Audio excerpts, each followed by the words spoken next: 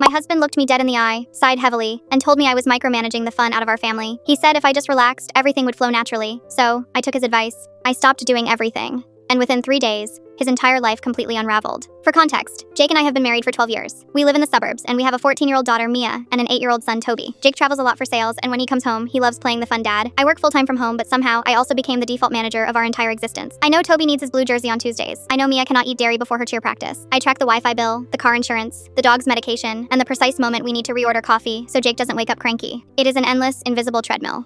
And I never ever stop running. 2 weeks ago, I asked Jake to handle the Friday school carpool, just once because I had a massive corporate review. Instead of just saying okay, he rolled his eyes. He said, "Sarah, you make everything so complicated. You leave these crazy, color-coded lists for us. You are a total micromanager. If you just stepped back, the world wouldn't end. We would figure it out." I felt this hot flash of pure, unadulterated anger, but instead of yelling, I just smiled. I said, "You know what, Jake? You are absolutely right. I am taking the weekend off." He smirked, thinking I was bluffing. I was not bluffing. Starting Friday morning, my strike officially began. I didn't prep the espresso machine. I didn't leave a sticky note about the dog's arthritis medicine. I just grabbed a plain granola bar and locked myself in my home office. By 3 o'clock, the frantic texts started rolling in. Jake texted, asking where Toby's cleats were. I ignored it completely. An hour later, Mia called him, sobbing because she was stranded at the high school. He had completely forgotten the carpool. He had to ditch his own virtual sales pitch, scrambling to pick her up, realizing he had no idea where the parent pickup line even started. Saturday was worse. Usually Saturday morning is when I do a massive grocery haul. I didn't go. Jake woke up expecting his premium dark roast and found an empty canister. He tried to make pancakes to be the family hero, but we were completely out of milk. He ended up taking them to a drive-thru, spending $40 on greasy breakfast sandwiches that made Mia's stomach cramp up. Remember the dairy thing? Yeah, he forgot the dairy thing. By the afternoon, Toby missed his travel baseball game because Jake didn't check the team app for the new field location. Toby was devastated.